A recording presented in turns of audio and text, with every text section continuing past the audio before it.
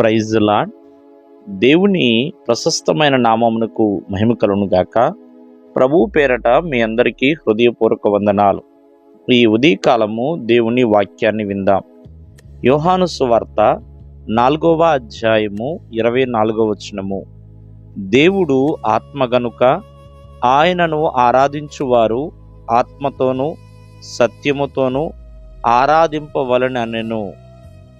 ప్రియమైన వల్లరా, ఇక్కడ దేవునికి చేస్తున్న ఆరాధన, ఆయనని ఆరాధించేవారు ఎలా ఆరాధించాలి అంటే పై వచనాల్లో రాస్తున్నారు, యథార్థముగాను హృదయపూర్వకంగాను, అంతేకాకుండా సత్యముతో ఆత్మతో మనము ఆరాధించేవారిగా ఉండాలి.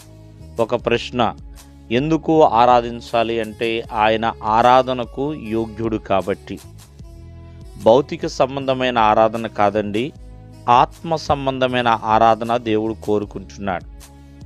అంటే ఆత్మానుసారముగా ఆరాధించేవారిగా ఉండాలి, సత్యమును అనుసరించి ఆరాధించేవారిగా ఉండాలి, హృదయపూర్వకముగా ఆరాధించేవారిగా ఉండాలి.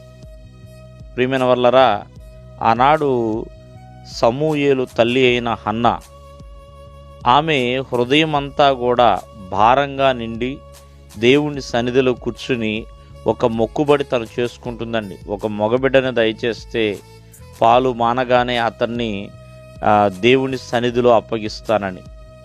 ప్రియమైన వల్లరా, చక్కగా ఆమె ఆ రీతిగైన సమూయేలుని ఒక చక్కటి సమర్పణగా దేవునికి ఇచ్చేసిందండి. వాస్తవంగా చెప్పాలంటే అది ఒక నిజమైన ఆరాధనే. తమ సమర్పణ ద్వారా దేవునికి మహిమ అనేది వెళ్ళిందండి. ఎక్కడైతే దేవునికి మహిమ, ఘనత, ప్రభావం చేకూరుతుందో మరి అది దేవునికి ఒక నిజమైన ఆరాధన. మరి ఆ రోజున ఆమె ద్వారా దేవునికి రావాల్సిన ఆరాధన వెళ్ళింది. అలాగే ఈ అధ్యాయంలో సమరయ స్త్రీ కనపడుతుంది. ఆమె చక్కగా మరి ఆ యొక్క ఊరు వారికి ఈయనే మెస్సయ్య అంటూ ఆ ఊరిలో ఆ యొక్క ఉన్న పట్టణంలో ఉన్న వారందరికీ కూడా ప్రియమైన వల్లరా ఎంతగానో యేసుక్రీస్తు వారిని ఆ యొక్క గ్రామానికి తీసుకువెళ్ళి పరిచయం చేస్తుందండి. అంటే సువార్తను ప్రకటిస్తుంది.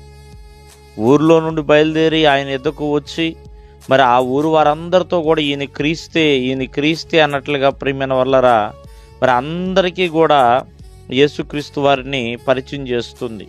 అంటే తన గ్రామములోనికి యేసుక్రీస్తు వారిని నడిపించిందండి. కావున ఒకసారి ఆలోచన చేయండి, మరి ఆమె సువార్త ద్వారా దేవునికి మహిమ అనేది కలుగుతుంది. అది నిజమైన ఆరాధన. కావున ఆత్మతోనూ సత్యముతోనూ ఆరాధించే వారిగా ఉండాలి. ఆత్మ లేకుండా, సత్యము లేకుండా భౌతిక సంబంధమైన ఆరాధన అది దేవునికి అంత ఇష్టమైనదైతే కాదు. దేవుడు మిమ్మల్ని ఆశీర్వదించును గాక. ఆమేన్.